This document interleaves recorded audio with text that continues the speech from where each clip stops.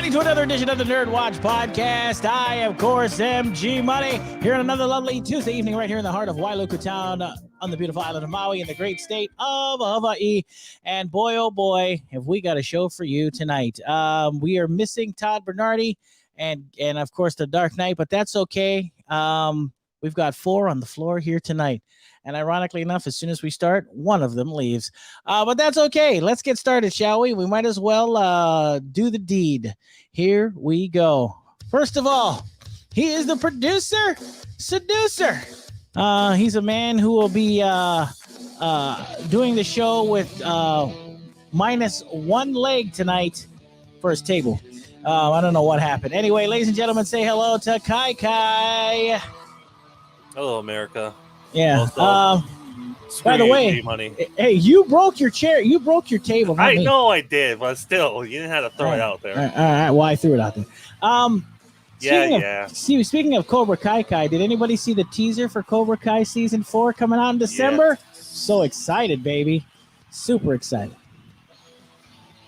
Also, joining us this evening, he is our man in black.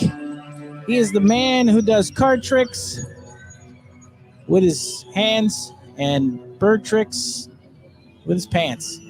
And he's also an avid WoW fan. Ladies and gentlemen, say hello to Phormat. I have yet to unmute him, but that's okay. Here we go. There you go. You're unmuted, baby. I love how you ask us questions when none of us can answer. I know. Did you see the Cobra Kai trailer? No, jeez. Like, for some reason, to answer your question, no. I didn't notice it until just now, Phormat. Your microphone, I don't know if it's the connection out, but you're crackling. And I just noticed that just now. Oh. So I don't know why I didn't notice it off the air and didn't tell you. But maybe do a little... Way to go. Yeah, maybe do a little adjustment. Maybe... if you have to leave and come back, of course, we can do that too. Just if there's a problem with the freaking mic. I don't know what the crackling is. It's weird. Anyway, is that better? A little better. Yeah, for sure. All right, cool. Also, he's gone. Well, you know what? I'm just going to wait. Anyway, of course, tonight it is just Tuesday. The three of us again. Just the three of us again.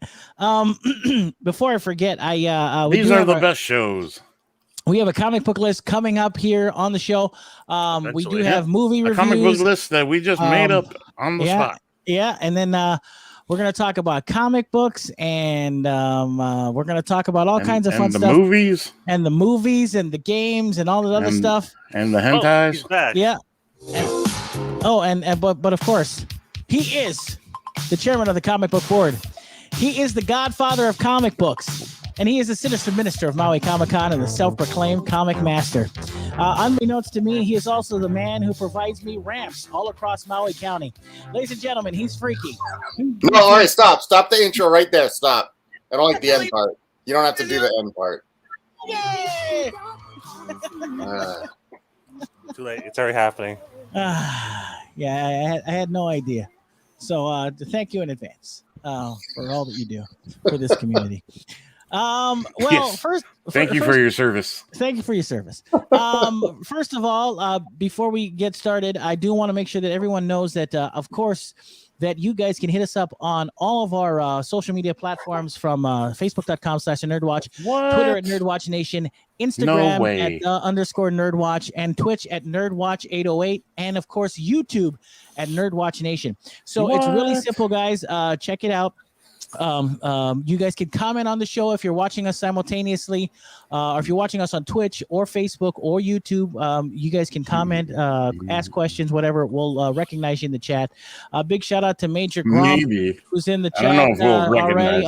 Already the first one. Major Gromp in the chat. How's it going? Oh, whoa! I can't. He's not here. I can't do that. I meant to do this. Anyway. I don't know what's very going on. Interesting. I never do. Very interesting week so far, as they say. Has it been?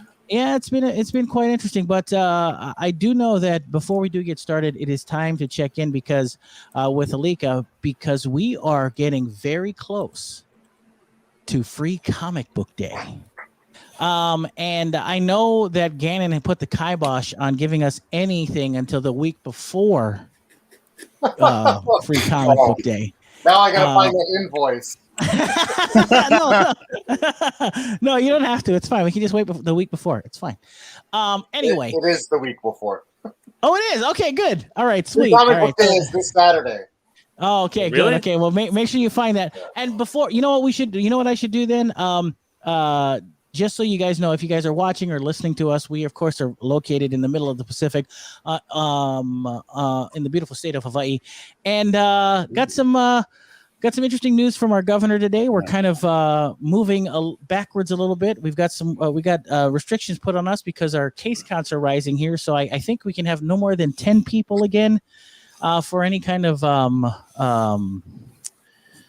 gatherings, and I guess 50% capacity like restaurants and bars and stuff like that. That got announced today. Christ. Yeah. Hey, listen, calm down. Come on down. You know what? You know what's messed up though is I was at TJ Maxx the other day, and the indoor limit on gatherings has been 100, right? Since we're in like, it's been 100, and like once you get to 100, it's like what's another 100, right? Who cares? But seriously. But I go to TJ Maxx and the sign as you walk in the door says, like they're making an effort to restrict how many people are in the store. They're like, only 187 customers allowed in the store at a time. I looked at the sign and I was like, 187? Wow. That's more that's oddly specific. Yeah. So, That's very oddly specific. yeah, I think you guys got to remember is what they're probably doing is they are halving the official count for whatever the fire limit is. So they're probably halving that count, is what I'm guessing.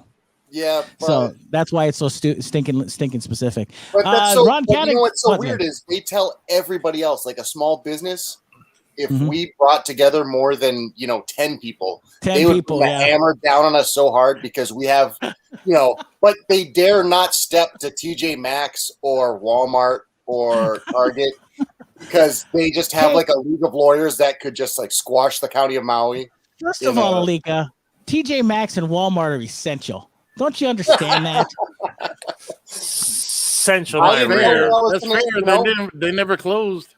Yeah, I mean, exactly. I didn't know where I was going to get my discount cookware, and then how dare you? Dare you? You're misunderstanding all that's going on right now. And my bed sheets that don't fit. It's not uneven. It's not unfair. It's just who has the most money, Alika. Don't you get it? Don't you get it? Oh, okay. If they were smart, they would break it down even more.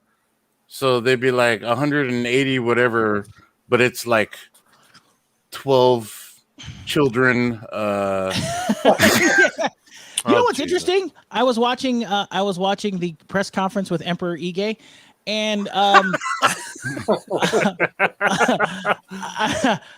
found you know what I found a little bit disturbing was the fact that our mayor of Maui County who was supposed to be there was not there. Sandy Balls was sitting in for him. I don't know. Did something happen to him? Not to get into crazy politics. I'm sorry. Did you say Sandy Balls? Sandy. Yes. He's a very valued member of the community, Sandy Balls. Oh, okay. That's the name of the podcast. I'm like, who is this? Can I point out? Did you vote him in the office? Can I point out that every time you laugh and say that's the name of the podcast, it's never the name of the podcast. That needs to be the name of the podcast. Sandy Balls is the name of the podcast for sure. I don't know why. I don't know why our mayor of Maui County was not there, but every other mayor from every other county was. So I didn't. You know why? I think Mayor Victorino missed that meeting because he was hiding in his office from Kendall Grove. Maybe so. What did he do against Kendall now? Well, and this goes to one of the comments in the chat. Ron Cataguy wanted to know if any of us had protested at our city halls. Hey, city is a strong word for Wailuku, by the way. Yeah, it is. But to be fair, I think Kendall Grove did show up at one of those rallies. No, he organized it. He rallied the people. He brought them together at that. And today was the second rally. There's been two already. Yeah. Today was the one in front of Queen Kalmanu Center, right? No, they were both in the front of the state building, but they also did some demonstrating in front of Queen Kalmanu. But the state building is what they're doing is they're demonstrating outside of obviously the mayor's office, but also that's the state building where the state health office are, where Dr. Stephen Pang, the one who comes up with the vaccination requirement for MIL sports and stuff like that. Yeah, so I think Kendall you're more Grove right won than wrong. some words with them. Yeah, I think Kendall Grove ran at the scrap. I heard that I hate. You think? I can take them. I'm sure. What's interesting is that I found it fascinating that this is the last thing I say about this. So we can move on to nerd stuff, but I found it interesting that the protesters that were there, or the rally that was there, was asking the mayor for a town hall to talk about this. I hate to tell you, I don't think that's going to happen. So you know what's funny? The mayor responded, and he wasn't like in person or talking to anybody. He released like a meme, and it posted the rule. It said the rules that he wanted for the town hall meeting, and one was like no name calling, no being disrespectful, and I was like, what kind of this guy has no? I mean, his press conferences. I don't know. He's not good at getting challenged. I think. He's not. He's not. I don't think he is either. But anyway, and that's why he's like the press conferences soon. Like he'll let whoever in, and then after I was like, nope, never mind. I'm done. Never mind. I'm done already. Yeah. So we are back to some restrictions here because of our case count being up and things of that nature. All the mayors had agreed, and so this is for us. It's going to be staying in place until October 15th. And yeah, it's should be interesting, and we'll keep you guys updated. And since you guys are going to be indoors a little more, maybe, guess what you could be doing? You could be reading comics. And each and every Wednesday is New Comic Book Wednesday. And this weekend, very special, is a free comic book day.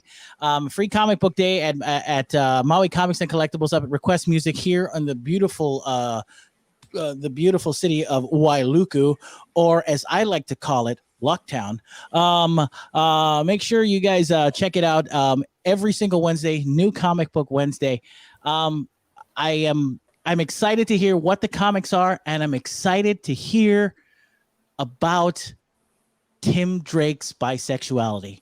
Alika, go. What? Jesus Christ. You just love them bleeding cool articles, don't you? But is it true? You're subscribed. I am totally subscribed. All right, I'm going to read the comic book list if that's all right. Go right ahead. Save the bisexuality for the end. All right. Avengers number 47. Deadpool, Black, White, and Blood number 1 of 5. I didn't know you could relegate bisexuality to like a certain area. Well, to the end. We're just going to put it. Okay, never mind. Okay. I'm sorry. You walked into that. Elvira meets Vincent Price number 1. Oh, that actually sounds cool. Who's doing that? Talking about bisexuality. Vincent Price, duh. Yeah, okay. I'm sure he's doing that after his death. Who's drawing that? Is that an independent, or is that a major label? It's I think it's on Dynamite, who's had the license for all the Elvira comics. And whoever has the rights to Vincent Price's dead likeness. Like, what? That's so weird. They're just gonna. Why don't we get holographic Tupac in this comic too? Why not? While we're at it. Extreme Carnage, Lasher number 1. Oh, lovely. Sure, very lovely. Firepower by Robert Kirkman and Chris Samney. That's the one that Todd Bernardi really likes, yeah? Yeah, a lot of people like it, but I guess, Todd too. Geiger number 5. What's that? Oh, I know what that one is. Yeah. We've talked about that one before. Gollum Walks Among Us, number 1 of 2. Is that a Lord of the Rings thing? No, I think it's a Mike Mignola verse thing, like the guy who created Hellboy. I think it's a spin-off from his stuff. Hey, that Hellboy movie is the one that Lobster Johnson is in. That was pretty cool. Sure is. Oh, that movie was so good. Okay. Good. I'm allowed to say that now, right? Yeah, you are. You're allowed to say that. Good Asian, number 4 of 10. Whoa. Guardians I don't know of if the you could Galaxy. say that though. Yeah. I wasn't supposed to say that. I'm writing my I'm writing my follow up to that called "Not So Great Asian." So Really? That's that's coming up. that's not nice of you. Yeah. Guardians. I'm sure he tried. Like, what's up? Well, hey, listen. If Henry Golding keeps acting up, it's gonna be about him. Henry Golding, who's that? The guy who played Snake Eyes. I'm watching you. Why is he acting up? He's not. He did good, didn't he? Wasn't it a good movie? Okay. No, No. I don't know. I didn't Hey. see it. I'm sorry. Not so great. Not so great. Shut up. What? What? I don't even know where it's I going, don't it's even going know anymore. what the hell. He said Snake Eyes wasn't a good movie. I didn't see it, so I can't defend it. Mm-hmm. Yeah. Oh, big shout out to Daniel who's in the chat. Sending us some shakas, brah. You sound like Eric Cartman doing a Dog the Bounty Hunter impression. Go with God, brah.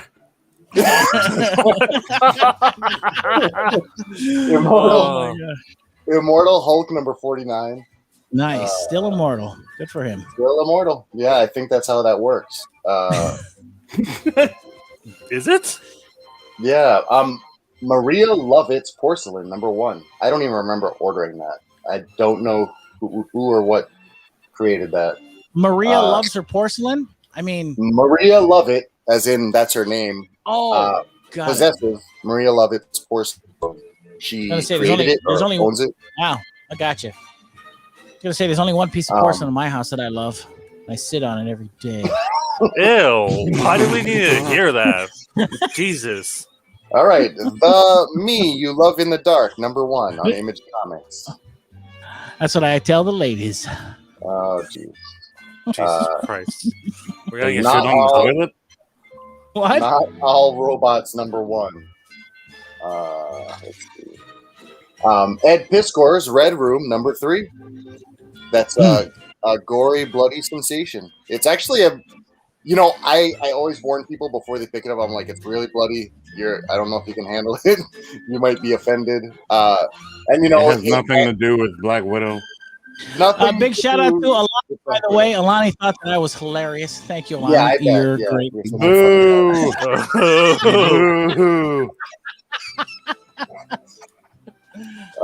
Boo! Let's see. Skybound X number 5. That's an Image book. It's like an anthology book. A lot of Ryan Otley and Robert Kirkman stuff. Spirits of Vengeance, Spirit Rider number 1. That sounds cool. What's that? Yeah, I mean, there's going to be a First Nations Ghost Rider, a Native American, if you will. Do you have something stupid and or politically incorrect to say, G?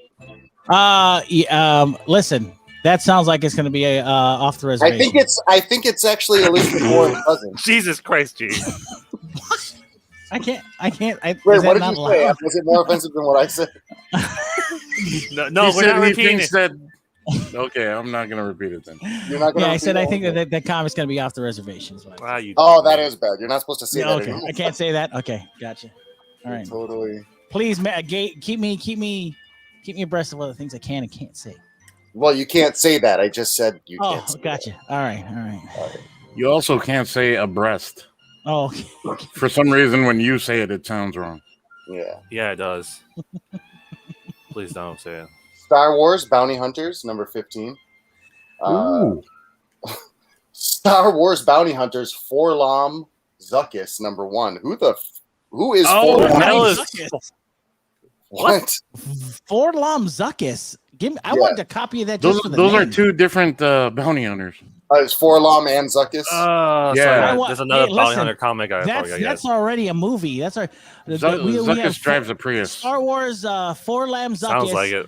And Dr. Afro. That's just off the chain already. Please stop. What? Isn't she a bounty hunter? No, she's an archaeologist. No. Oh, got it. Well, she's just an archaeologist, he also called her Dr. Afro. That's her name, right? And it's not Afro. No. Afra. We've got 2 Bad Idea comics. Actually, maybe even 3. Okay. Yeah, Tankers number 3, The Lot number 2, which is the horror book, Whalesville, Rocks and Minerals number 1. This is the not first print, which was we sold out of that the first printing, which was a great book. So those are 3 bad idea books. We're gonna. I was gonna say now. When is I know aren't those coming up soon? Those new that new set of 5. The first one is coming out August 18th. It's called Passive Aggressive. There it is. And yeah, and we've got the golden button for that. Anybody who's following Bad Idea kind of knows what that is. But yeah, those are Bad Idea books. Sweet. Back onto the regular boring ass books. Teenage Mutant Ninja Turtles, Best of Casey Jones. Way to sell those comics, Alika. Here's something I learned about comic books in my short time in being in comics. Actually, you probably couldn't stop somebody who wanted to buy comics from buying them from you. That's fair. That's a good point. Oh my god. That's a good point. Say by Carrie Moore. Yeah. I mean, it's just as hard to stop someone from buying comics who wants to buy them to make someone pick up a comic who doesn't even care about them. They're 2 equally difficult things to do. Good point. Yes. Transformers, King Grimlock, number 1 of 5. That sounds fun. Wow. King Grimlock of the what is the dinosaurs called? The Dinobots. Dinobots. It's like a super easy name. I'm like, come on, old man, you got this. I believe in you. I don't know. Can we even say that anymore? I mean, is that politically correct? Can we say Transformers? Is that even? Yes, you can. Yes. It's a Latin word. All right, just checking. Trover saves the universe. And it's got a Justin Roiland cover. That's interesting. Oh, Justin Roiland, the man who is one of the creators of that really crappy show on Adult Swim, Rick and Morty. Whoa. Oh. Off base, bro. Dang it, Todd's not here. Shucks. I was going to I think Phormat's equally. Okay, fair enough. Man. Phormat, you want me to drive you to his house so we can beat him up? I'm bored This is a recommendation from Kirsten Bozio is The Worst Dudes, number 3 of 5. Hey, you're looking at him right here. Yeah, there's one of them. X-Men number 2. And I'm one of the worst dudes. Just call me Sandy Balls. Yeah. He's I don't call you that. So that's the comic book list. Should I go through the free comic book day stuff? Or? Well, listen, that's the comic book list that you can pick up from Alika every single Wednesday. This Wednesday, as a matter of fact. So make sure you check him out at Maui Comics and Collectibles in the heart of Wailuku Town in Request Music. And now, of course, let's go on to a couple of some of the highlight titles for this weekend's free comic book day up at Maui Comics and Collectibles. These will be available on Saturday. Is that right, Alika? Yeah, Saturday. And so anybody, it's a free event. Just walk up and get your free comics. I'm allowing 10 titles, 1 copy of each title for anybody who walks up. And if you're a Maui Comics subscriber, current subscriber at our store, then you can get 15.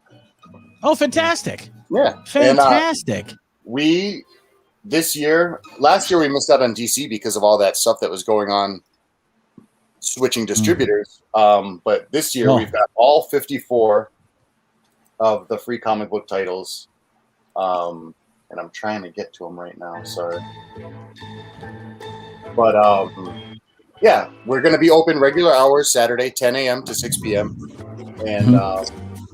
And supplies available. Will be limited, right? Supplies are limited. We do want to stress that. Yeah, I mean, I only have so many of them. But I ordered a lot of the popular titles. We usually don't run out of the Marvel stuff. Good. And the DC stuff. So I'm just going to go off this list here. It's not complete, but so total there's 54. I posted a link in the event page on the Facebook event. If you want to go look at the full list, go ahead.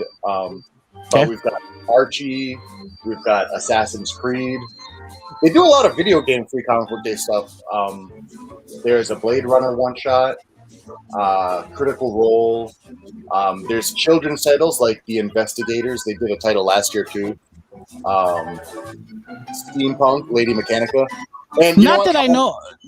I'm sorry, I don't mean to interrupt you, but not that I know any of this, but because of COVID last year, are any of these comics from last year's set that were going to be? No. Oh, okay. So I found a way to distribute 2020's free comic book day stuff. Got it. I gave some to like educators I knew could get them to kids, and I had them like Pukalani Superette passed out a bunch for me up country. So I tried to spread them around the island and get them out to as many kids as I could. If you've never been to Pukalani Superette, they are your Easy Does It store. So make sure you check them out. You trying to get that song stuck in my head now? A little bit. And Ron Cataguy in the chat says, not to interrupt you again, Alika, but he says also the CJH bookmarks. I got the Comic Jam Hawaii bookmarks. I just popped them open. I'm getting a box full ready. Those are free to the public, as many as you want to take. I understand if people are uncomfortable with the Gannon bookmarks. He's not wearing a shirt. It's kind of unsettling. But well, that makes it even better. First of all, give me at least 10 of those. All right. Well, I don't know if I have 10. They're collector's items, apparently. So the Comic Jam Hawaii guys, they're great though. They do these bookmarks every year. Great work from Michael Cannon, Ron Cataguy, everybody else down there. I know I'm Drew Gutierrez, and I'm sure I'm missing everybody else who participates in that, but a lot of talented people on Oahu. Kathy says she bets the kids would love Batman comic releases like Batman and Scooby-Doo Mystery for sure. I'm not sure if that's part of the comic book day, a free comic book day list. There is a children's Batman comic. It's a Robin meets Howard, and then there's which is like a really little kid version, and then there's also there's Suicide Squad, which is not for kids, the King Shark special. There's the Batman, which is the current, which is more like older teens, and there's one more free comic book day one for DC, and I'm drawing a blank, but it's also a kid's kind of book. The Suicide Squad go back to school. Yeah, that's it. Nice. Oh, I'm in for that. Beast Boy Loves Raven. So that's like a tween book.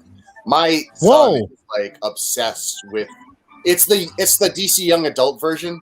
So it's done by DC is promoting bestiality, bro.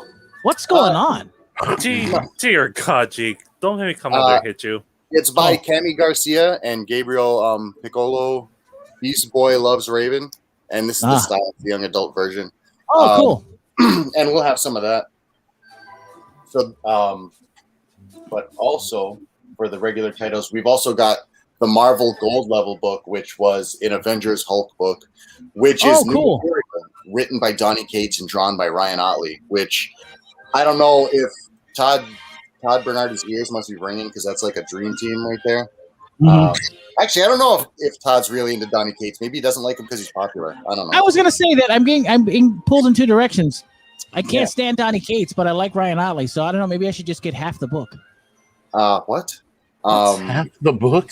Oh, there's also a Spider-Man Venom book on Marvel, and we've got Star Wars High Republic, which is the regular Marvel Star Wars book, but we've also got a preview to the new Star Wars manga verse. And let me see if I can see. I swear to God, at this point, they should have just went with Star Wars Red Eye Republic. That would have been much better, and it would have been a much better sounding series that I would have read. Wait, G, shut up for a second. Republic? I want to hear this. All right, Red Eye. That's what I said. Red Eye Republic. Sorry, I'm having a hard time finding the name of that one. Okay, so is this an offshoot of the High Republic? No, I think it's a prelude to the anime that they have coming out, actually, to introduce American audiences to that, because I think they're the series format. Have you read up on that, the new anime series? I have not. It's an anthology series, so it's multiple. I think Kai has yeah. No, okay, I know what you're talking about. That's all these different studio companies taking doing little Manga one shots. anime companies, doing one shots. So so it's an anthology show. Everybody does their own story, different studios and stuff. It's kind of like the Animatrix, where everybody has their own style a little bit, and leaning a little more into the anime, the Japanese influence. But and so one of the free comic book day books is like a manga, and I think it's a new story too. I think it's from the High Republic section of Star Wars, so that should be cool. Sweet. So there's gonna be people loving rock then. Cool.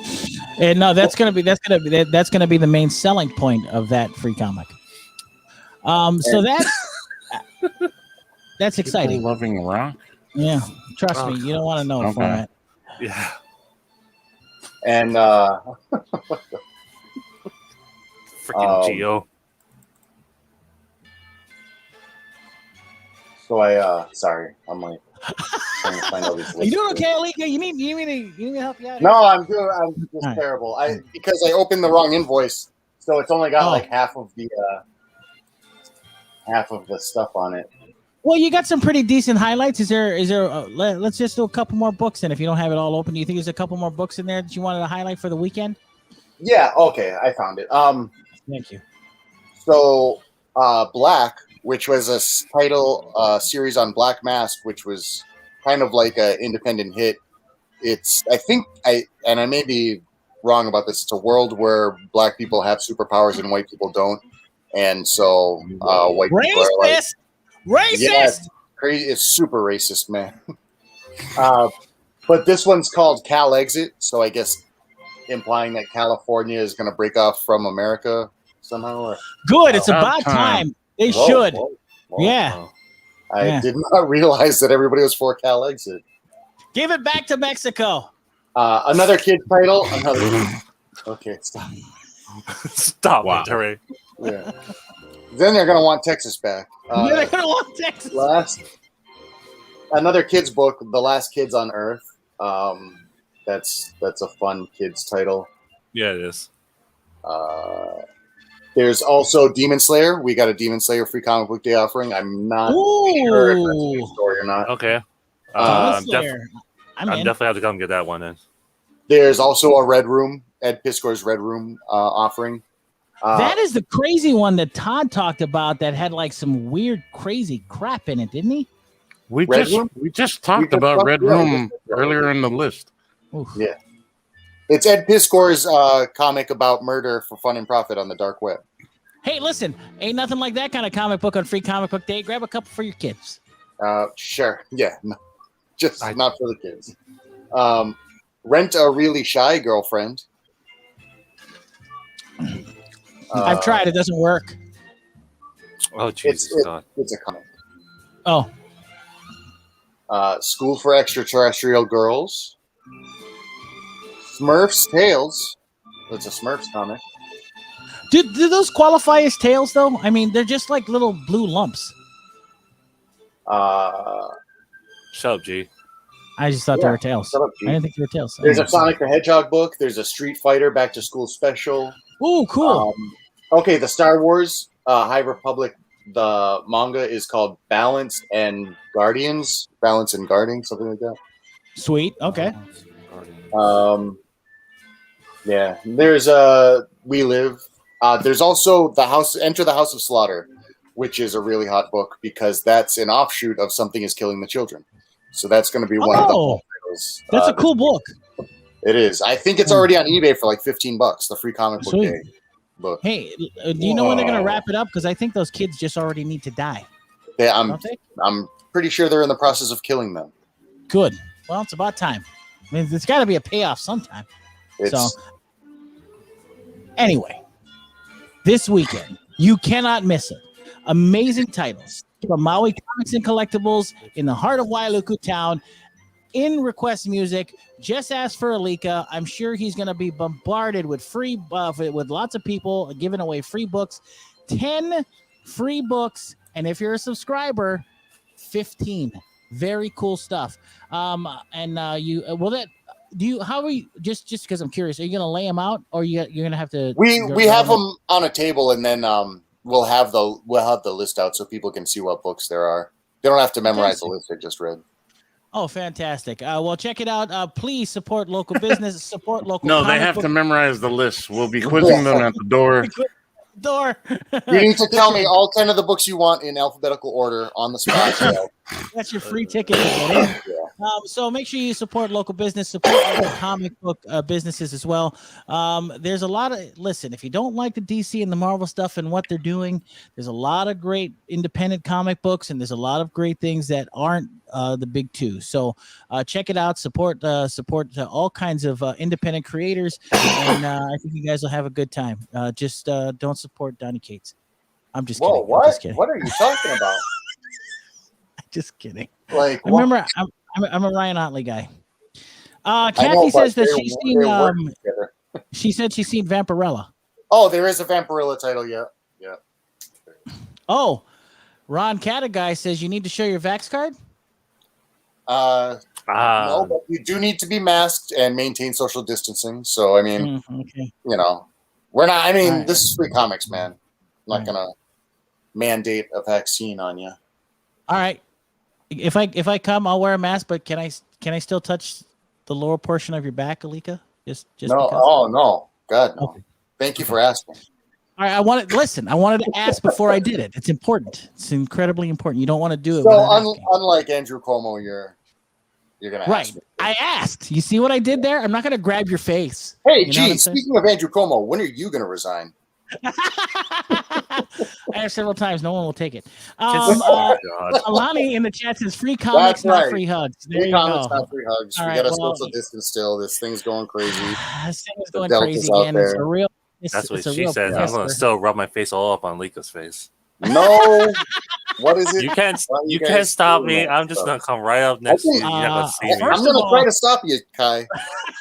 You say that, but you don't know when I'm just going to sneak in. Hey, first of all, he can have you arrested for that kind of action, sir. Yeah, in this day and age, telling you. This podcast is being recorded. Kathy says no free touching. No free touching. That's right. Listen. All right. I dare anyone to stop me. I'm sick and tired of paying for it. Okay. Paying for what? Whoa. Now I'm questioning. Yeah. Just kidding. Anyway, is he though? I don't know. Of course, anymore. As you all know, by the way, before I forget, Alika, what time do you open for Free Comic Book Day so we can all show up? Saturday at 10 a.m. 10 a.m. 10 a.m. and we're going on till 6 p.m. So that's 8 full hours of free comics. 10 to 6. Please, guys. Of course, in all seriousness, if there's any way that you guys can make it up to Maui Comics and Collectibles and to Request Music, he's in Request Music. Check it out. Support local business. Of course, it hasn't been easy for the last year and a half, and it doesn't look like it's going to get any easier. So do yourselves a favor and support local business as much as you can. Get out there, get some comics, read some books. It'll be a lot of fun. 10 to 6 this Saturday, Maui Comics and Collectibles in Request Music. All right. And if you need more information, it's Maui Comics and Collectibles on Facebook, and of course on Instagram it's at Maui Comics. All right, so make sure you guys check that out. All right, now as we all know, there was some exciting stuff that came out, exciting news. We didn't even get into the Tim Drake stuff yet, but I'm so excited to.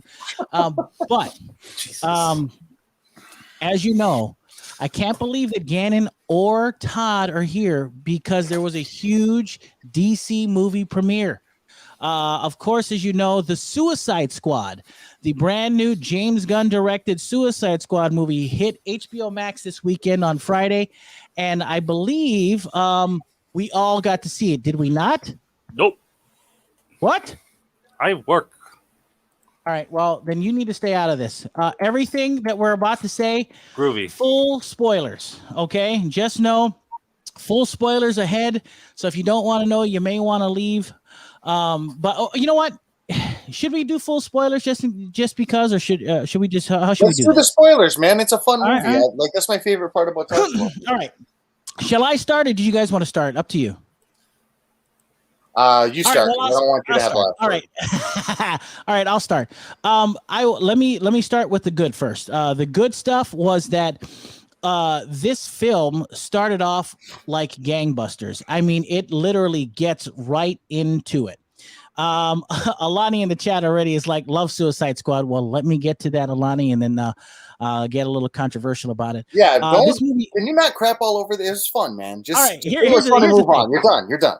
No. Here's the thing: is that it starts off like gangbusters. It really tries to tighten up what took at least a half an hour to get to in the original Suicide Squad. It took like 5 to 7 minutes to get to where we needed to be, which was great. Now, as far as all the characters that they had assembled, I have to tell you, it was an unbelievably ambitious group of Suicide Squad members to put together. But I think it worked.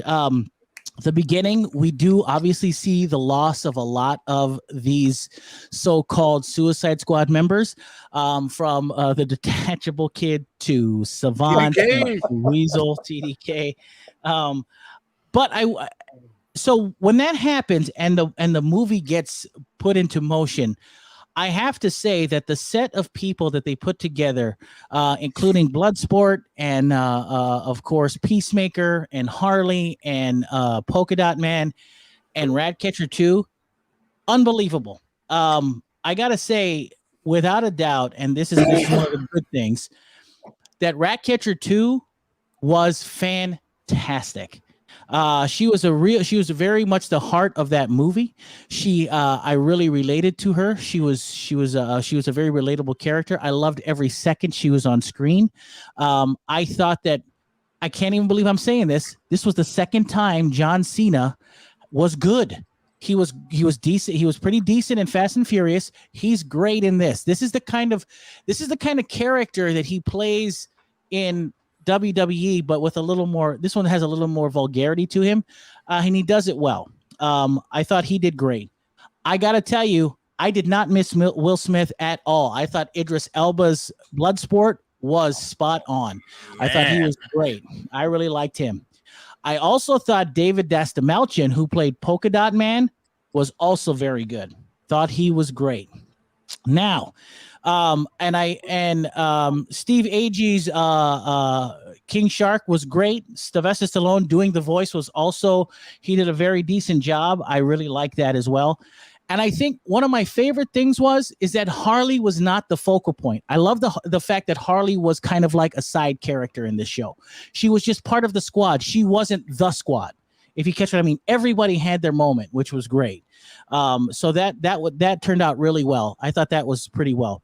Now, as far as story goes, I thought the story was fairly decent. I thought that the story about why they're being sent to this South American country to avoid some kind of uprising was an interesting one. Unfortunately, it kind of sagged. The story itself kind of sagged in the middle, and it didn't. And you kind of get lost there for a few minutes, and it didn't feel right. And he needed to tighten it up. James Gunn did that in Guardians of the Galaxy Volume 2. He did that as well, so I can forgive him for that.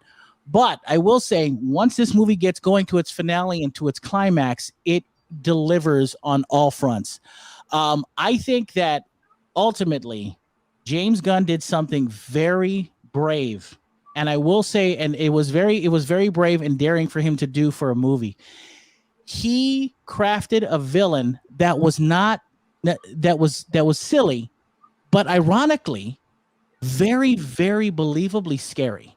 It was interesting how that worked out, because it almost reminded me of a Doctor Who villain in the British TV series. It almost had Starro had that kind of that aura about him.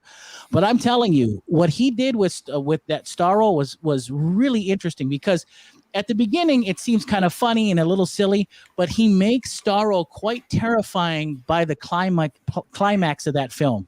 And he does that really well. And I have to compliment him, because that could have been something that totally threw the movie right off the rails, but he made it an ominous entity, and he made it like there were stakes involved, and that's not easy for a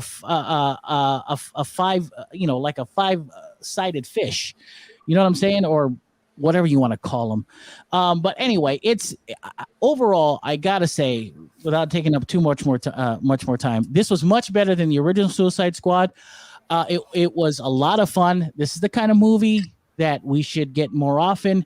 No one was trying to preach anything or talk about anything political. This was just a fun comic book movie, and I really think that James Gunn did a great job, and I really cannot wait to see these guys assemble one more time, especially Ratcatcher 2. She was great. The actress in it was fantastic. So for me, I would definitely say that it was one of the better summer movies so far.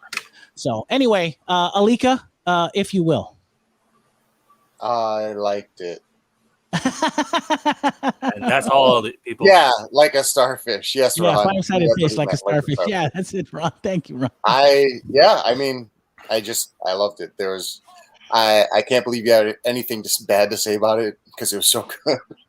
No, it was. I think it was just a story that sagged in the middle a bit. I thought it kind of got off the rails a bit. I think James Gunn is just good at running through the gamut of emotions. I think he has he can just hit the right notes. Like from the beginning, that scene where the battle, where the squad one gets killed off. Like he makes somehow their most desperate moment, like the funniest moment of the film, where you're watching watching PDK like scream in agony as his arms are getting shot. Like what a stupid power he has. Like it's just so good, and like how emotional you get, or at least I got, where these moments with these characters like Ratcatcher. Obviously, there's a lot of moments with Ratcatcher 2, and when they do the flashbacks with Ratcatcher 1, spoilers, Taika Waititi, and he's amazing. And then, with King Shark, where he admits he has no friends, like that kind of stuff. Like you're just like, it seems like a dumb moment, like a throwaway thing. And he says, I will. And when Ratcatcher says, I'll be your friend, it was like, And you know what? When she goes to shake his hand, I was totally expecting him to like rip her arm. I was like, please, James Gunn, please refrain from ripping her arm off. No, it's true. Yeah. I will say they made that by a very surprising scene where they infiltrate who they think is the enemy, and it's the gorillas. I thought that was fantastic. Painful. Like at the end, the awkwardness that they induced, they're like, they just killed all their friends, and that was fantastic. It's so brutal. It's so good. Yeah, like, and that's what I mean. Is like he's so good at getting you to go through those emotions and actually feel. He doesn't just walk you up to him. You're like feeling through this movie, and that's why it's such a fun ride. Like because you're emotionally invested. I was very emotionally invested in this movie. Oh yeah, I agree. And the guys who survived, I love that crew. The guys who died, I love them too. And the awesome use of the song "My Friends Who Died" by that guy from the Basketball Diaries. He's from Boston actually too, and I should know his name. It's a very generic name. It's like John Miller or Jim something. He's the guy that the Basketball Diaries are about. But that song's an awesome choice for that scene. And then this song that I never thought they'd use effectively in a movie, they used the Pixies' "Hey" in that depressing scene that, like you said, was the belly of the film that kind of brought it all down. I thought that was great, though. That was right before they infiltrated, where it starts raining. Yeah, I agree with you. So even from the soundtrack stuff, like, I was having flashbacks to college where I would go see a movie and be obsessed with the soundtrack. Like, ooh, I love that song. I want to see what, get the CD. Or I haven't wanted to buy a soundtrack in a long time, but I'm sure there's a lot of stuff I missed on this one. But yeah, I loved it. There's so much good about this movie. I actually watched it twice. I never watch movies twice. Rarely ever watch movies twice unless it's like Idiocracy or Tenacious D and the Pick of Destiny. Very, very hard to get on my rewatch list. You've got to be exceptionally entertaining, and every time you put it on. And that movie is entertaining, man. So entertaining. Do you? And I guess I ask you this because we watched it together. But do you think this is an addition to, or does this make up for the original Suicide Squad? God, it just makes you sad that they did the first one, kind of. Like you wish that this was the world's introduction to Suicide Squad, because you really don't need or want the first movie when dealing with this one. It doesn't matter at all, except for you knowing who Amanda Waller is and she's nuts or whatever. But and it's not that I didn't enjoy the first one, but this one is just so good that you wish that this was the one. Yeah, I actually kind of agree with you, but because it's so good, what's interesting is that there's a lot of talk this past week or this week that they're really trying to push for Ayer to get his original cut out of Suicide Squad, which I'd be very interested to see for sure. Phormat, you got a chance to see it. What did you think, sir? That was good. Do you did you think I do think it's interesting that you said like Harley wasn't the focal point, and I get that, but she kind of had like her own arc story going. You know what I mean? Yeah. Yes, I agree. Did.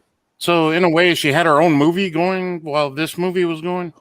The most powerful scene that she is in, in my opinion, and you guys may disagree with this, but the most powerful scene for me was when she is going through all this wonderful stuff with this dictator's son or whoever the hell he was. She wants to be, and he wants her to be his wife. And when she says all of these, when she pontificates on why this would be so good, and then shoots him, that is pure unadulterated Harley. And I thought that was one of the best scenes in the movie. I think that's one of Harley's best scenes in any movie, period. Mm-hmm. I think it's better. I think it's that scene in particular was better than anything in Birds of Prey. That scene was better than anything in Suicide Squad. That sums up Harley. So what scene is this you're talking about? When she shoots the guy she was spending the day with. Oh, it's so good. Yeah. It's so that is Harley. That is Harley. So when your taste in men is as bad as mine, they don't just go away.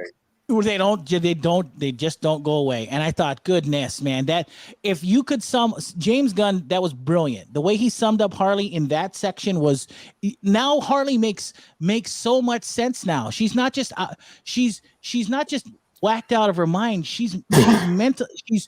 There's something sinister also about her, which I find interesting. She's adorable, but there's something underneath that is just gnawing at her psyche. I thought that was very, very good. Anyway, I like how she's like loopy until it's time to do the deed, and then she's right. It's like all business. Yeah. Margot Robbie, to her credit, seems to get Harley. Well, can I just point out like a thing that she did, like the eye thing, where first when she's hanging and she comes out of her before she leg chokes the guy, she does this thing where she it has like this zombified, zoned out, looking through you look, then her eye switches and flips to what she's gonna do. She does it twice, and then she does it again when she goes into when she's doing her walking through the jail scene. And she gets to that hall, and she does it again. It's this weird like refocus eye thing. If you guys notice it next time you watch it. No.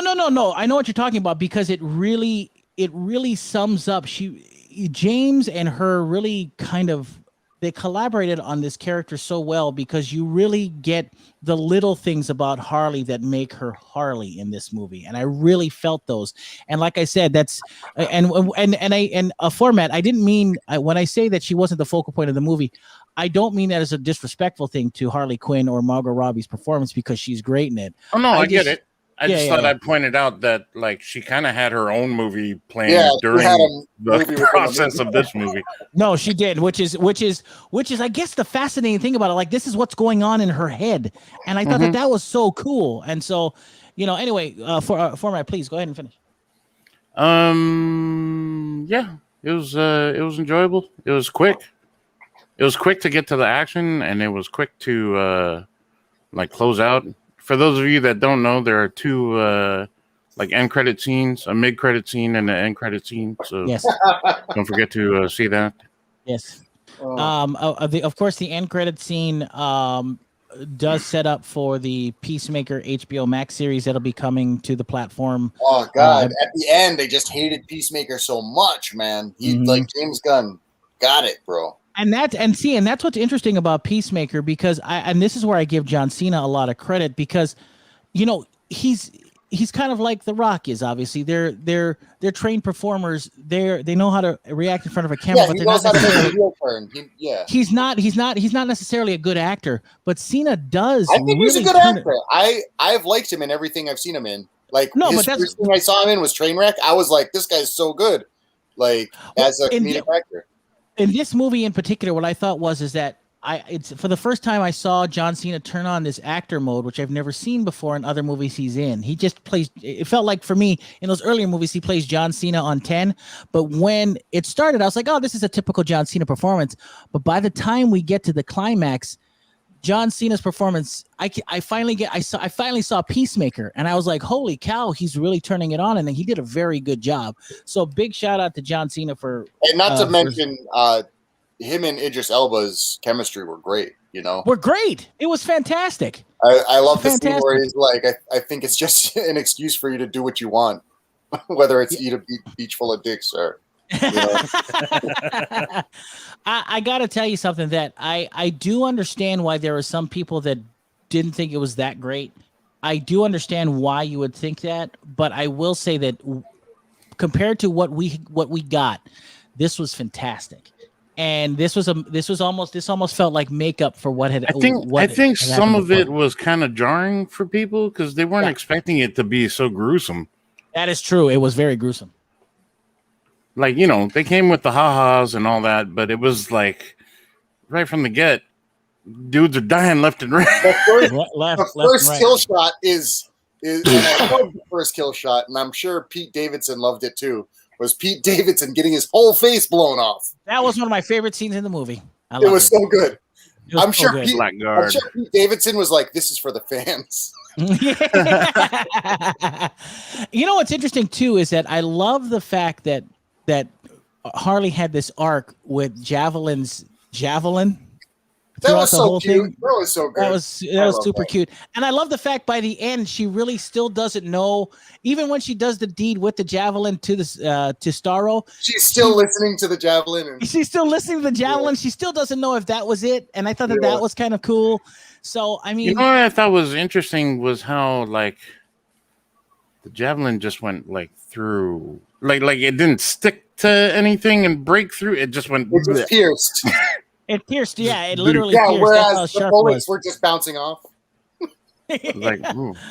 I love it. I thought her scene with Javelin in the very beginning was so precious, and it was going to be so precious. Can we get a moment of silence for Milton? Yeah, for Milton. Wait, who's Milton? Who's Milton? What the fuck? I am so lost.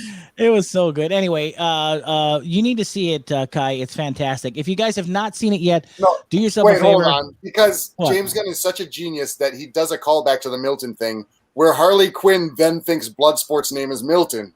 At the end, he calls him Milton. Yeah, so great. So good. So good.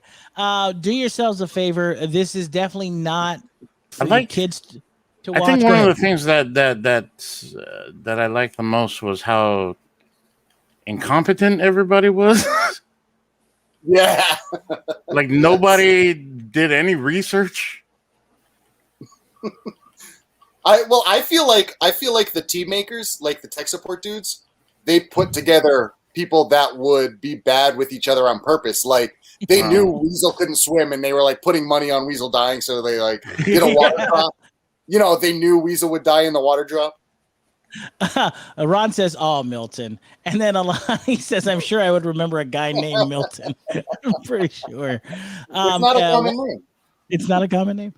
If you have not seen it, by all means, HBO Max is a fantastic platform to watch the Suicide Squad. What's interesting too, overall, NERDWatch highly recommends the Suicide Squad. Please watch it.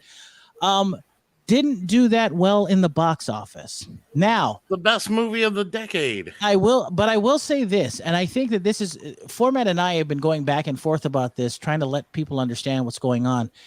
It's not because of these movies. It's because people just don't want to go to the movies. And I think that's what it is. You see a movie back in the day, people used to go back to the theaters over and over and over. Correct. Now it's like a one and done kind of thing. It's a one and done thing. And COVID, and because of COVID, everybody was home watching movies anyway. People want to do other things. And I think that it is not a fair It is not a fair assessment of the box office and this is what's sad is that I think what this once again still leads me to the fact that I think movie theaters are going away. But I think what's sad is that the profitability has gone down because of the restrictions that are still there and because of this COVID and the fact that no one wants to be in the theater anymore. Only diehard people like us who want to see these movies will be there. They need to rework everything from the ground up. I think they need to go back to like how it was in the 40s, where it was like an event and people got dressed up to go to the theater. Yeah, make it boutique. Nowadays, nobody gets dressed to go to the theater. I mean, they dress up, but it's like at the most they'll bring a blanket or a hoodie because it's cold. That's about it. Yeah, and I will say that it's a shame that these movies aren't getting the box office that they deserve for sure. But I think it's just an outcropping of what has happened in the last year and a half, and they just have to rework all the numbers. So they do. They're looking at it differently because if they're still looking at it the way it was back when we could still go out.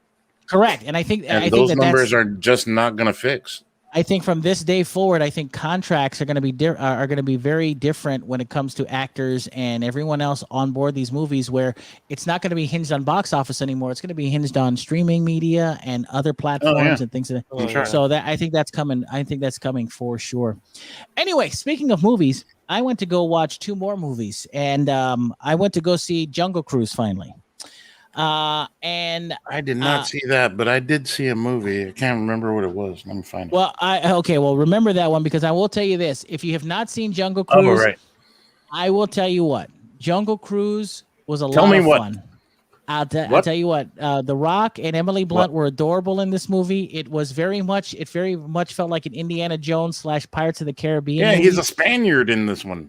Hey, listen, look, The Rock culturally appropriated the Spanish culture in this film, and there's no denying it. All right, he does not look Spanish, and I think somebody should report on Francisco. Yeah, Francisco.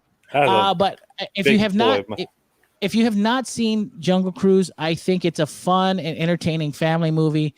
I would highly recommend it in to that effect. And I think you and the family may definitely enjoy it for sure. So check out the Jungle Cruise. I really enjoyed that. And I got to see one more movie. I went to go see The Green Knight with Dev Patel. You went with Dev Patel? Dev, no, not you and Dev went to go see The Green Knight? No, the actor Dev Patel in The Green Knight. How come you haven't asked him to be on the show? He and I go way back. I'm not a big fan. Listen here. No, I went to go see The Green Knight. It's a new film directed by David Lowery. It is a retelling of the classic story of is that Mike Lowry's brother? No. Mike Lowry from Bad Boys? No. David Lowery is the guy who directed the updated version of Pete's Dragon, and he also did a film with Casey Affleck called Ain't Them Body Saints. And he did a movie with Robert Redford called A Man and a Gun recently. How many three-ways were in that one? There's a few. But I just want to let you know The Green Knight is definitely a very good take on the Knights of the Round Table lore. I will say that this movie is not for everybody because it's visual, not necessarily narrative. It's not. Its strength does not lie in the narrative it's telling. It's a picture book. It's telling stories in pictures, and it may not be for everybody. I certainly enjoyed it. And I thought it was excellent. So the Green Knight is very well done. I heard it's a good book. Yeah, no, it is. It's based on Gawain, the nephew of King Arthur, and his journey. It's like Gawain. And what's interesting about it is that Wayne's uncle. No, what's interesting about this is that it almost what it does is that this lore is always steeped in nobility and knights and things like that. Well, David Lowery the director strips away the nobility of a knight going on a quest, and it kind of jumps off from there. So when does Optimus show up? He doesn't. Not at all. So anyway, I thought he check out pops in all these night movies now. No. So check it out, The Green Knight, if you can. I would say that most of you should wait until it comes out streaming in the next couple of months. But I really enjoyed it. The Green Knight, if you like swords and sorcery and things like that, this might be a different take that you might enjoy. Kathy in the chat said, so off subject, I've seen that there's a Candyman remake. Yes, there will be. It's going to be produced by Jordan Peele, not directed by Jordan Peele. I believe her name was it not something Costa? Not Nikki Costa. That's the singer. But yes, that should be coming out, I believe, in October, if I'm not mistaken. It looks good. It does look very good, actually. I'm very interested in it. But I'm not entirely sure what's going on. Murphy says sequel to The Green Knight will be titled Red Squire. That is the prequel, sir. Yeah, that is. That's right. You're a squire before you're a knight. I agree with that. Ron says you're close to Dev Patel, yet you hang out with this bunch. Good for you, G. I know, man. Wow, Ron. Wait. Thanks, Ron. Thanks, Ron. Phormat, sir, what did you get to see? I saw Paper Tigers or Paper Dragons. Paper Dragons? No, it's Paper Tigers. Paper Tigers. Yeah, Paper Tigers. It looked good. And how was it? It's good. It's hilarious. But it's three friends. They grew up learning kung fu and fighting for justice and whatnot. And then they get old and fat. And then it's like the current them trying to deal with the same problems that were around when they were growing up. There's a surprise cameo in there by Master Ken. Those of you of the YouTubes will be very familiar with Master Ken's work. It's weird seeing him without that glorious mustache of his, but it's. Oh, he doesn't show up as Master Ken? No. Oh. But he's it's great. It's pretty funny. It is a little slow at times, but I think that's just to kind of establish the story going. Are you playing something? No. Instead of listening to my review, my television is going. He just brings up my television is Xbox going off. Controller. No, something was flashing in my face, so I had to turn it off. Anyway, go ahead. That stroke-inducing episode of Pokemon. But yeah, it's good. I recommend it if you're a Hong Kong action flick fan. Yeah, it's good. Paper Tigers came out a few months ago, I think, and I didn't know anything about it, and for some I had dropped my PS4 controller, and so it fired up the PlayStation, and so I was like, oh, what's on Netflix? And then it was in my recommended, and I was like, oh, sweet. Murphy said he saw it, and he said I appreciated the fatherhood themes in the Paper Tigers. Yeah, cool. I'll check it out. I was leery to see it. I didn't know if it was going to be any good. Well, at least I have a good reason to see it because you guys thought it was good. So that's I'm very excited to watch it now. I feel like if streaming wasn't a thing and it was only theaters around, it seems like this is one of those movies that would do better than you thought it might. Just a good family movie that you don't expect much from, but actually ends up being good. Yeah. Yeah, I mean, for sure. And that never, at least not here in the islands, I don't think that came to the theater. I think that was straight to I think it went straight to Netflix. Straight to Netflix, yeah. So which one? Paper Tigers. Paper Tigers. Yeah. Paper Tigers never came out. That had a theatrical release in other places? I thought it did. Yeah, I was pretty sure it did. Oh, I thought it was just a streaming thing. No. Maybe in the Philippines or something. I don't know. Yeah. So that I'm very glad you saw it because I definitely wanted to see that now. I definitely want to see that now since you said it was good. So I'm super excited for that. There are a ton of cameos. If you're a fan of Hong Kong movies and chopsocky flicks, there are a ton of cameos in there that you'd be like, what? Why is he here? Holy crap. Wow. A lot of fun. Wow, that's cool. That's super exciting. And Paper Tigers has been available. I think I saw it on Apple on Apple for like $6.99 to purchase, and I was like, maybe I'll take a gander at that. Yeah.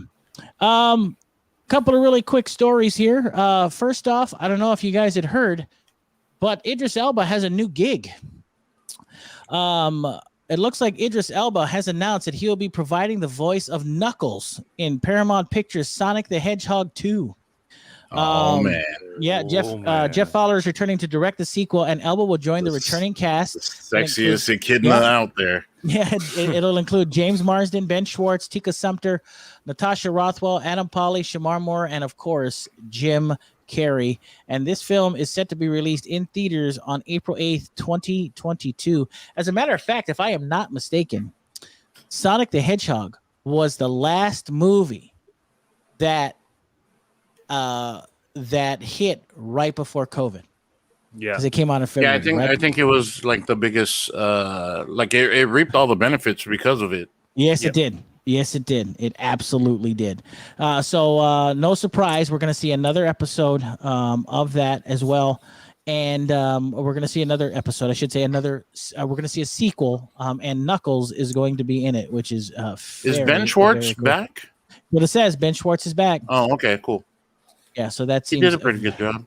I think that seems very cool. Did we ever got the name for the actor for Tails? No, just Idris. Idris Elba is the only guy that said anything. So Idris Elba posted a picture of Knuckles. So that should be very exciting.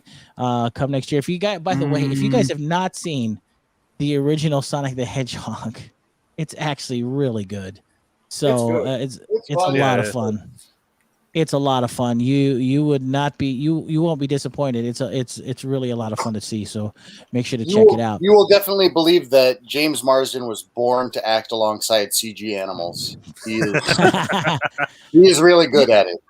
Yeah. So super exciting. Speaking of animated real characters, quick, I looked it up. Wow. Colleen O'Shaughnessy is the voice of Tails. Oh. And she's been reprising that role in the video game since 2014. Oh, nice. So she's going to be in it. So she was the original voice, I guess, since 2014. They brought her in for the movie. Well, here's the thing that I want to know, Phormat. Yo. And I wanted to get to this ASAP because I don't think we can talk about it too much. But you had the opportunity and I had the opportunity. I think you did more than I did. You got the opportunity to see some of Disney Plus's new Marvel series, What If? Oh yeah. Doesn't it come out like tomorrow or something? I think it's okay to talk about. So because we're going to release this, for I actually saw it with Gannon. That's why I'm surprised Gannon's not here. Yeah. So this What If? I was gonna watch it with Kai yesterday, but it had already expired. So what did you think? What I thought it was good. The first two episodes were great.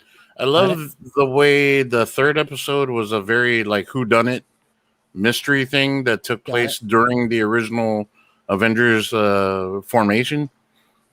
But that whole I like how they're selling it, how like one little change is enough to alter the course of history. And I like that everything's being narrated by the Watcher. Oh, interesting. Now that we know that this movie or this series is canon, and that it does. We do know that this leads to the multiverse. The stories do need to be at least somewhat coherent and good. Do you think so far that? Oh yeah, for sure. We're in the right direction. Okay, good. Yeah, they tie into the movie as well, while also being their own thing. Oh, cool. Yeah. If I'm not mistaken, I had also heard that Chadwick Boseman is voicing Black Panther in I think at least 3 episodes. I heard 4. Was it 4? Okay. Yeah, but the first. Do you know how many episodes we're supposed to be getting? Because they only gave us the first 3. First 3, right? And I'm not Boseman sure. is in one of those. Right. I'm not too sure. I think it's going to be 6. I think it's another 6, which I'm not surprised about at all. I think that'll be very cool.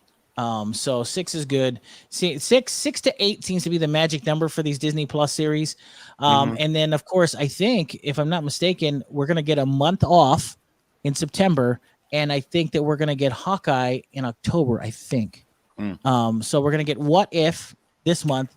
We're going to take a break next month, and then we're going to get Hawkeye in October. I really hope Hawkeye is going to be good because, I mean, with all this like cosmic stuff happening and multiverse things and whatever, some girl running around with bows and arrows is kind of bland. Ooh. I sense much doubt in you, sir. No, I mean, yeah, I think Hawkeye as a character is fine, but to have his own show and then not even be his show, but it's like his prodigy's show. You know what I mean? Yeah. Like, is this going to be like a CW production I get you. Of Hawkeye? Yeah, I see what you mean. Like, is Kate Bishop like still in high school or what is? Seems like it, doesn't it? It almost seems like it. Right. Yeah, it almost seems like it. We don't know for sure, but you are right. It does. It's going to be like a Smallville version of Hawkeye. Nice. Drew in the chat says he enjoyed the first Sonic, by the way, way more than he thought he would. I think that was a lot of people. That's fair. I think a lot of people felt that way. A lot of people felt that way, my friend. I completely and utterly agree with you. So I think that's absolutely right. So getting to see another Sonic movie and get the recognition it deserves should be a lot of fun for sure. So I'm very excited for that. Can't wait to see it. Anywho, also, as we all know, it looks like, and I'm going to get right to it. And since it's going to be at the tail end of the show, we were joking about it earlier during the comic book list, but this DC Comics. This is the Tim Drake thing. DC Comics officially retconned. Officially retconned Tim Drake by making him attracted to men, and I think he said he was bisexual, both men and women, in the latest issue of Batman Urban Legends. DC Comics previously hinted that Drake previously hinted that Drake might be attracted to men back in Batman Urban Legends 4. In the story, according to the panels by Megan Fitzmartin and Belan Ortega, Drake has broken up with Stephanie Brown, obviously, aka, by the way, spoiler, telling Oracle, "Drop it, Barbara, and stop talking to my ex about me." In response to this, Oracle tells Drake, "You need to slow down and take a look at yourself. Maybe Ivy Town University wasn't for you, but you won't figure out what is for you if you're busy trying to solve everyone and everything else." So there's this whole notion that Tim is struggling with his sexuality in some respect. But I think my biggest issue with this is that, if I'm not mistaken, and Alika can correct me if I'm wrong, and so can you, Phormat, I believe that Drake and Stephanie had a very long relationship, not just as boyfriend and girlfriend, but also a relationship as heroes together. I mean, she was Batgirl at one time. She started out as Cluemaster though, and so it felt like I read the panels of how this happened as far as how Tim Drake became Cluemaster, whatever the spoiler. Cluemaster was her dad, and so she created Spoiler to like out her dad. I've been reading. I read the panels of how this happened with Drake and things like that, and I actually kind of agree. The rapper Drake? No, Tim Drake, sir. Oh, my bad. But I kind of agree with some of the people that have criticisms about it. I didn't like how they kind of shuffled off Stephanie from his life, as if their breakup happened off panel, and it felt like that there was more. There should have been more. So you wanted to read the breakup? If you wanted to be in the room. If you had lasted this long, right? and building this relationship with this person, not just as a partner, but as a superhero, sidekick, or partner, or whatever, the team that they had, you would feel that it would have been more earned if there was an interaction between those two. So it wasn't so much that I was, I'm not committed I get to the Tim Drake trailer, or to Tim Drake's lore per se, but yeah, I felt that was kind of cheapened the moment a little bit, I thought. I get that, but I mean, not all relationships are, you know what I mean? Like, relationships fall apart all the time. Some behind closed doors, some very public. But big shout out to Kathy. Thanks, Kathy. Good night, guys. Love you. I love it. Love you. She says it's late here in Vegas. I know it's late, so thanks, Kathy, for tuning in for sure. Anyway, yeah, go ahead, Phormat. No. I was just saying, like it wouldn't be a drawn out story arc. You know what I mean? For them to break up, just because not all relationships are. I just felt it needed like a panel or two to kind of give us, like, her emotions and how he was feeling, and so he could tell her, and kind of like I don't know, it just you would, I would assume, and I know this goes beyond comic books, but I mean, if we're writing these comics, you would assume that if you had a relationship, you would owe your partner at least that much. You know what I mean? You would assume that, but that wouldn't necessarily mean you're getting it. Yeah, no, that's a good point as well. That's a point as well. And so someone anyway, speaking from experience, it's true. Shit, stuff happens, and then I don't know, just going through the motions. In the middle of, by the way, just to wrap this up, in the middle of the rescue, or I should say, what happens is that following him talking to Oracle and all this other stuff, I guess Tim is rescuing someone named Bernard, and Drake and Bernard are surrounded by the Chaos Cult when Bernard tells him, "Tell Tim Drake he helped me realize my true self, who I am. Tell him." Well, he probably knows. He's the smartest guy I ever met, but tell him I wish we have finished our date. And that's how we find out that Tim Drake was, I guess, bisexual, as it were. So, I mean, I don't know if that's like concrete, though. I don't know. Like, they could have been on one of those. The guy thought it was a date, but he just thought they were hanging out. Oh, good point. And now if they do that, that would be interesting. And then, it would we say that that's queer baiting yet again, Phormat in the comic books? Oh my gosh. Anyway, I don't like how you say any of those words. You don't like I don't know. There's like a certain amount of venom that's behind each syllable. Just feels weird. Fair enough. I gotcha. Anyway, one of the last stories of the day, because it's kind of a slow nerd culture news day. If you can believe it, while promoting his upcoming film Reminiscence, actor Hugh Jackman recently Huge Jackman recently confirmed yet again that he will not return to Wolverine. Jackman did an interview with Jake Hamilton for his YouTube channel. He knows that the MCU is going to make him wear that suit. Well, he was on this YouTube channel for Jake's Takes, where he once again confirmed he would not be returning.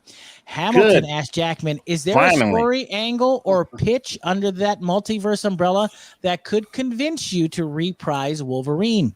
Jackman answered, quote, "Well, the fact that Jake..." He said, "Well, the fact, Jake, that I'm hearing about this from you and there's nothing in my inbox from Kevin Feige means it's probably, no matter what idea I came up with, not on the table. Let's just be clear there," quote unquote. Jackman then stated, "I realized before we shot Logan, I was like, we got the idea. We knew what it was going to be, right? And I thought this is it."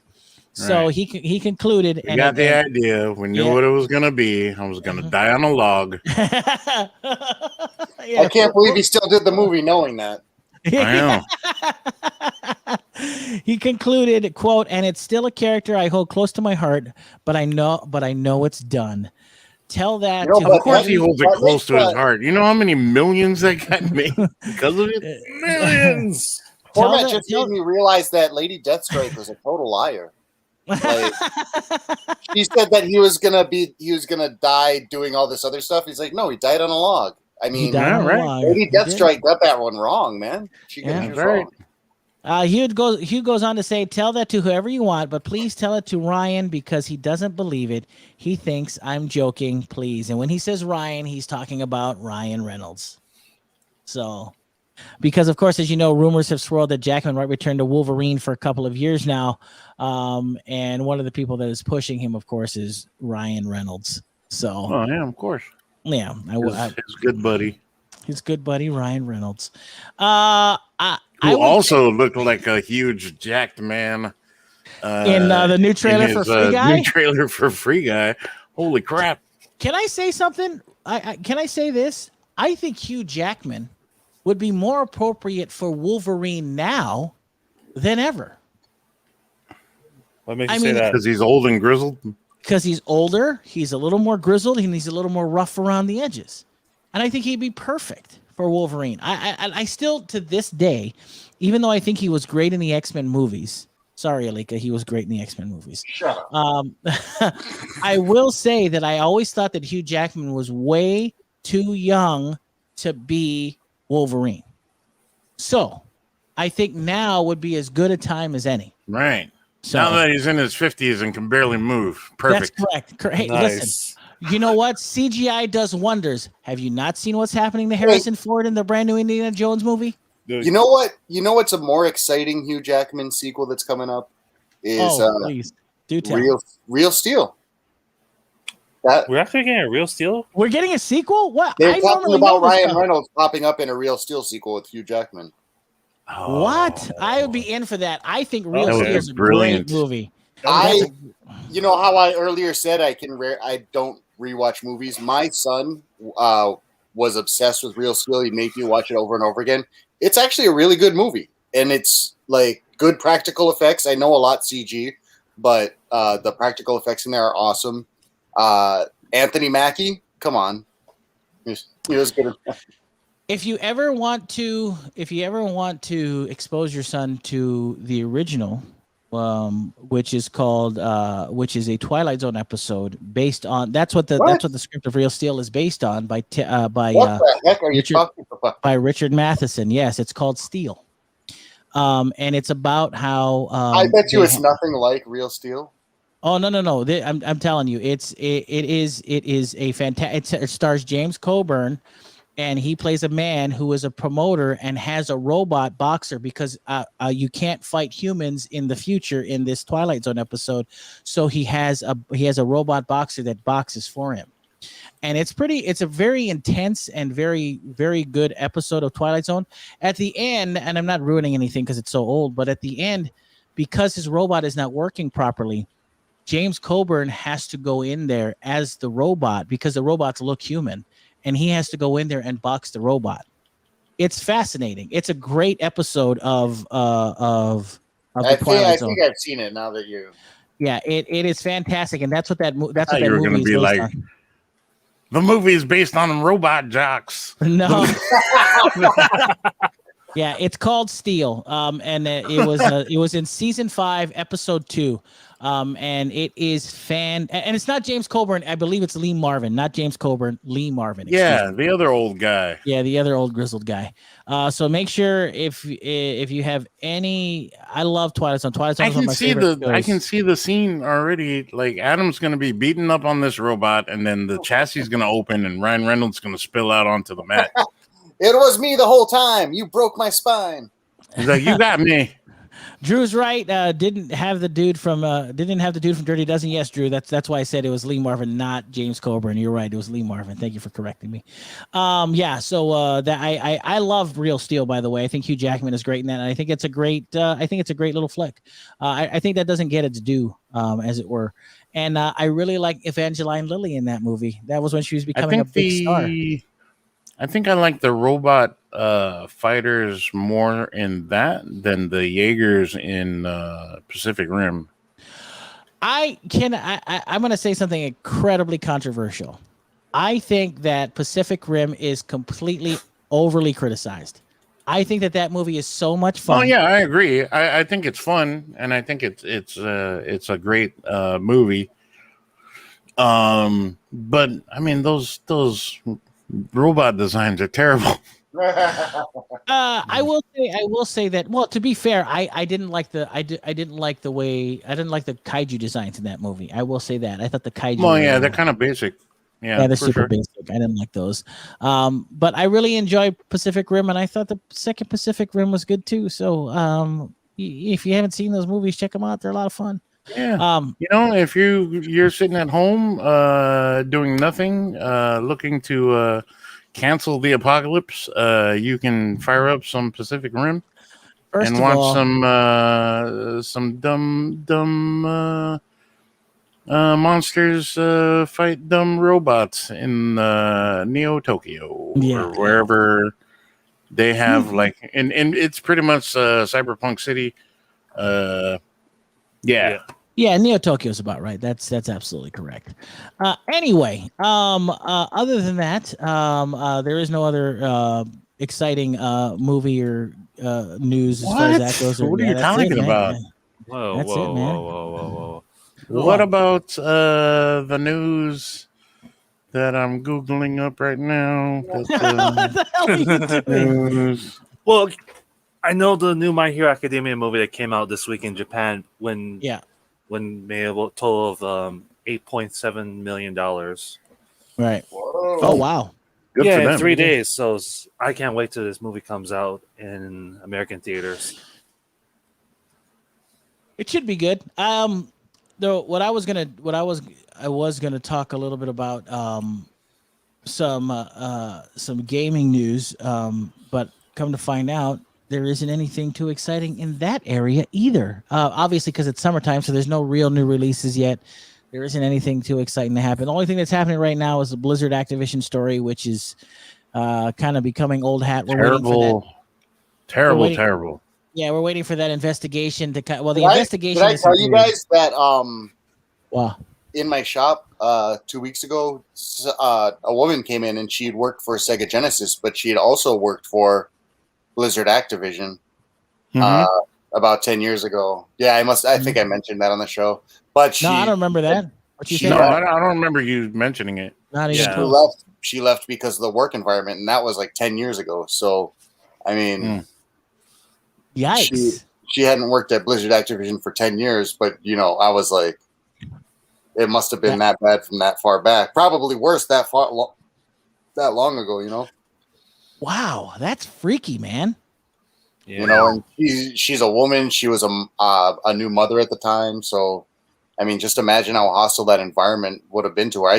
There's nothing I could have said to, now that we're all hearing about it, we know how bad it was, Yeah, it's kind of like you tell her buy some comics and get moving. She did buy some comics. No, buy some comics, and he patted her on the tush is what he did. No, oh god, gee. Ladies and gentlemen, G Money. No, I'm just kidding. No, what's interesting is that now that we know the things that we know, it's interesting that the investigation is from, and it's unprecedented that the investigation isn't internal. It is a criminal investigation from the state of California. It's an investigation. It's not criminal. It's an investigation from the state of California. Right. And it's pretty amazing what is happening right now. As far as that goes, it's pretty amazing that this happened. And because I had done some research on it. It's amazing that this is happening when the WoW community, the World of Warcraft community, is very much doing a mass exodus from that game, because that game has not been the same for quite some time. There are very prominent streamers that are moving away or quitting that game. And this is a game that's been a part of their lives for 15 plus years, and they are moving away from it. They have problems with the stories that are being told in that game. They're having problems with the fact that promises are being are not being kept. They're upset about the fact that nothing seems to be getting done as far as taking care of the longtime people that have been there supporting Blizzard for over a decade. And so now there's this mass exodus of Blizzard folks, and it's a real shame that I can't remember who it was. One of the most prominent WoW streamers or former WoW streamers said the best thing that can happen to WoW is that it gets decimated and rebuilt. So, and I was like, ooh, that's rough. World of Warcraft 2, baby. Yeah. So that is where that's where they're at. I mean, because to be fair to their point, this is a game that can still be run on some pretty ancient. Oh yeah, dude. I was playing it on a toaster, so yeah, it's pretty nuts. So pretty crazy. And it's and of course you still need to pay to play. That has not changed. And I remember that even during my time of playing WoW, they were talking about doing a free-to-play model, and that has still never arisen.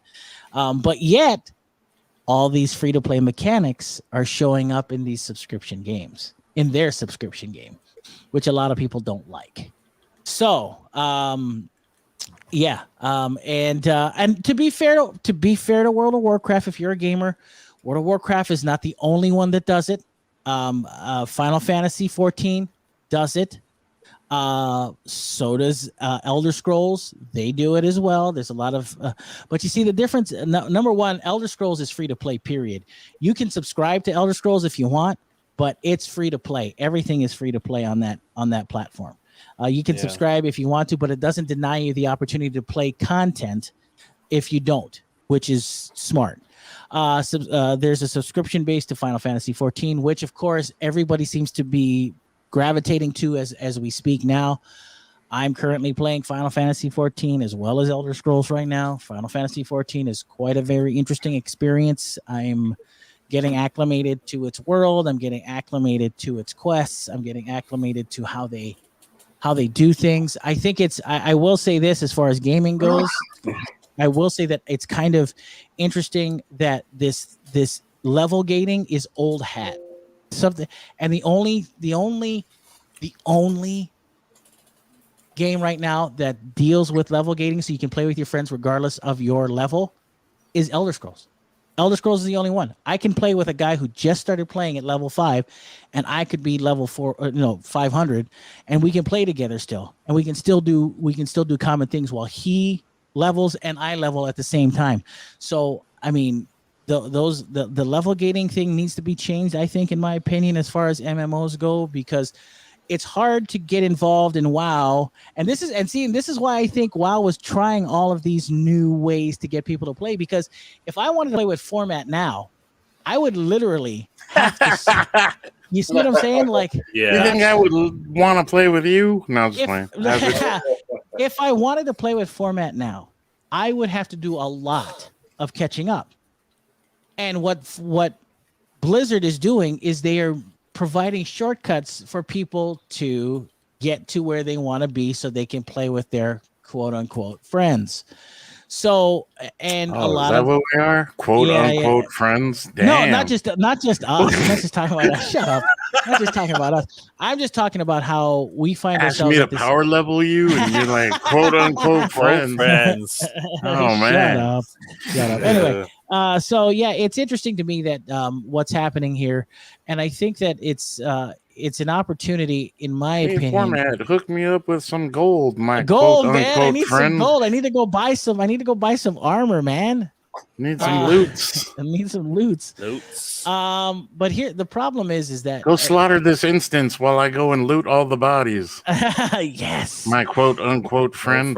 Yeah. Hey, listen, everything is greed for me. Okay. It's well, with the exception of the things that I need. I mean, you've never broken character since. That's true. It's neither greed, baby, and it's always greed. Jeez, you're a horrible person. Yeah, I know. I'm pretty much. I even take stuff that's not even part of my that's even part of my build. So I do it all the time, and I just sell it. So or put it on the marketplace. Oh, you're that ass. Yeah. Oh, I try not to swear. Yeah, Jesus. but I don't do that in ES. I bet you hit the need button all the time. No, you know what's funny is that unless I don't know if it's changed for World of Warcraft, but it is for Final Fantasy, is that if it's not part of your class, it's never need. It's only greed or pass. So yeah, they rolled that in there. I think you get depending on your class or whatever spec you go into the instance as, that's what determines your loot table. Oh, cool. That's very cool. That's super cool. What's interesting about Elder Scrolls is that no matter what dungeon you're in, that dungeon has a certain loot table, and it doesn't matter what it is because you can get it'll drop. For and the whatever level specs you will are. switch depending on what spec you are. Correct. And so it's kind of interesting how that works. I know. So it's always the same. It's always the same loot, and it's always this. And they have different loot for different builds. But it's always the same loot regardless, no matter what level you're in. Because if I'm rolling with a guy in a dungeon in level 10 and I'm at level 500, it doesn't matter. He could get something that I wanted at his level, and I get stuck with nothing, which is kind of cool. Yeah. So anyway, that's one of the things that I miss about old WoW is the tier sets. Like now, armor sets all look the same. Yeah. We all essentially, like, if you wear cloth, you all get the same cloth outfit. Yeah. Whereas before, it was like, warlocks got this, rogues got this, paladins got this. It was very, you could tell what the dude was, like what class they were just by what they were geared up in. Now you don't have that anymore. And that's another thing that I was watching that was pissing off WoW players. They hated well, for that. sure, because we grind out like a lot of this gear to get best in slot and whatnot, and then I look like this level 10 scrub. Like what? Why?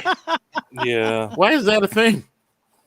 Because Phormat, you didn't visit the World of Warcraft store where you could look better. It's true that. I don't know. That's why Here I am in like tier 15, like legendary, gear, and I'm dressed up in like overalls with a pitchfork and a straw hat.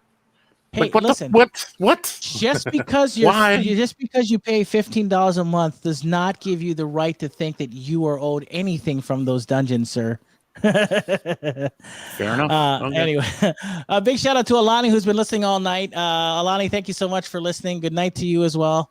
I hope you enjoyed the conversation. We're having a lot of fun tonight. Anyway, I wish I enjoyed the conversation we're having. I know you're hating it. You're absolutely hating it. You're hating life right now. Wow, I get it. I totally get it. Anyway, it's time to move on. It's time to get some Blu-rays and DVDs into the mix tonight, and get that Blu-rays and the DVDs. We're starting with the hentais. Let's go. All right. No, we're not. On Blu-ray. Screw you, G. On Blu-ray today, brand new, one of my favorite movies from the 80s, One Crazy Summer. One Crazy Summer, starring John Cusack and Demi Moore. Fantastic movie. If you have not seen it before, it's Demi Moore. Emphasis on me. Me. That's a great movie. If you've never seen it before, One Crazy Summer, fantastic film. Also on Blu-ray today. This is not a Shout Factory release. It's courtesy of Paramount. It is the Friday the 13th 8-movie Blu-ray collection. Not as cool as the Shout Factory one for sure. The Shout Factory one had maintained some great extras. On this, it seems to be plain Jane, as it were, and just the movies themselves in Blu-ray. Yeah, just the movies, which is kind of a bummer. A little lame. Also on Blu-ray today is a film by Rennie Harlan starring Pierce Brosnan called The Misfits, kind of like an action comedy. That's out on Blu-ray today. Also on Blu-ray today, speaking of anime and hentai, Made for Pleasure, MAID. Made for Pleasure is on Blu-ray today if you're interested. Also on Blu-ray today for anime is Mazen Kaiser from 2010 to 2011 if you're interested in that. That's a good one. That is also available if you want to pick that up. Also, like it needed a sequel, The House Next Door, Meet the Blacks 2 is out on Blu-ray today. I didn't even know that was a thing. Also on Blu-ray today is Can you name a movie, Meet the Blacks? That's what it's called. Is it Joe Black? No, it's Omar Epps. Brad Pitt? Omar Epps. Oh, Omar Epps. Oh. Also on Blu-ray today is an Australian film called Occupation Rainfall, sci-fi film. Also on Blu-ray today is a film that was at the theaters for a good couple of months early this year during COVID was Profile. That's on Blu-ray today. And I would say the biggest releases of today for August 10th, 2021, Batman: The Long Halloween Part 1 and Part 2, excuse me. Part 2 is out on Blu-ray today. So not Part 1 released. Yeah, Part 1 released we only get Part 2. No, well, only this time, right? Part 2. And I guess we're never gonna see Part 1. Part 1 was already released. So maybe they'll release it as a prequel. Maybe they'll release it as a. Yeah. We'll do the same thing they did with the Dark Knight Returns, and put it in like a big one movie set, which I think is what's going to happen. Yeah, exactly. Mm-hmm. Great. Anyway, that is your Blu-ray releases for the week. Make sure you pick up, if anything. Ooh. Make sure you pick up The Long Halloween because that's actually pretty good. The actual animated movie is good. What's up? I saw a trailer for something that was interesting. Which is? The Protege. Oh, with Maggie Q? Yeah, and it's got it's got people in there. Oh, the one with the people. Hey, yeah. I love the one. Hey, listen, if it has a lot of people, I'm in. I like movies with people. Pretty great. He's a people person. Yes. But it was the thing that caught my eye was the tagline for it was Nikita gets help from Nick Fury to battle Batman. What? Yes. What? So Michael Keaton's in it, Maggie Q and Sam Jackson are in this movie. Oh. And I was like, wow. Well, that's super wacky. Cool. Ooh, get Chariots of the Gods coming out today. The Chariot. You mean the old Jackie Chan movie? Oh, the old sci-fi flick. Nice. You mean a documentary?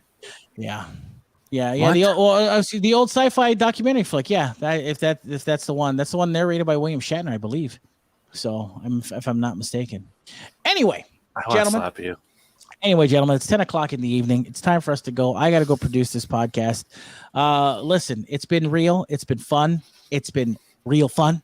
And we'll be back next week with whatever that was that you did. Next week, Alika will give us what his thoughts are on, of course, the weekend that was Free Comic Book Weekend. So check it out. Saturday, 10 a.m. to 6 p.m. Maui Comics and Collectibles in Request Music in Wailuku. So make sure you check it out. Yeah, so lots of social distancing. Lots of masks. You wearing your mask. Mm-hmm. Masks. I'm sure my face all over like this face. Our masks are required, right? Yes, they are. All right, sweet. All right. Well, or you can't enter the establishment. All right. That's fair. What if? Well, okay. I see what you're saying. Sounds good. All right. Well, check it out. The way you can get around having to wear a mask is if you punch G Money in the face. Perfect. I'll let you walk into the store maskless if you punch G Money in the face. Cool. So if I get a video of me punching G Money in the face, would you let me come in the store? No, you gotta do it there at the store, bro. I'm not gonna be like easy going on this one. I want to. Do you know how hard it is to get G Money out of his house? Oh my gosh! Well, whatever. Just wear your mask, man. I was gonna wear my mask so you don't recognize me. But now you throw the option for Punch G out there. The fact that you're promoting violence disgusts me. I'm not promoting violence. I'm trying to stop all the violence that you're going to propagate by existing. Oh. Doing all your hate radio, you need to stop. He's promoting comics. I'm promoting comics. What are you talking about? Punching G in the face. I mean, look, I'll still punch G. I just want to punch G. Well, just listen, Kai. Wherever we are, and you don't want to wear your mask, and if G Money's there, just punch him in the face, and the offer still stands. I just want to punch G and rub my face against your face. Is that not possible? I gotta add the second part, man. That sounds like a fantasy. It's not well. It sounds like a really messed up fantasy. Anyway, punch listen, G in the face, rub Alika's face. Combo breaker. Combo breaker. Oh my gosh. Anyway, people, have a wonderful, wonderful week. This Friday, if you don't forget, we do get the new release of Free Guy. So watch Free Guy on Friday. Go to Free Comic Book Day on Saturday at Maui Comics and Collectibles. It'll be a nerdy kind of weekend for you. You don't want to miss out. I'll be upset if I go to the theater and it's not free. It's definitely. I mean, it sounds like it. Definitely not. You're like, hey, guy. It says in the title it's free. It's free. Anyway, for our good friend Alika, for Cobra Kai, and of course, Phormat, I am G Money. Peace out. Much love, and most assuredly, always stay nerdy. We'll see you back here on the Nerd Watch next time. Bye now. See you guys. Banna? Eric Banna?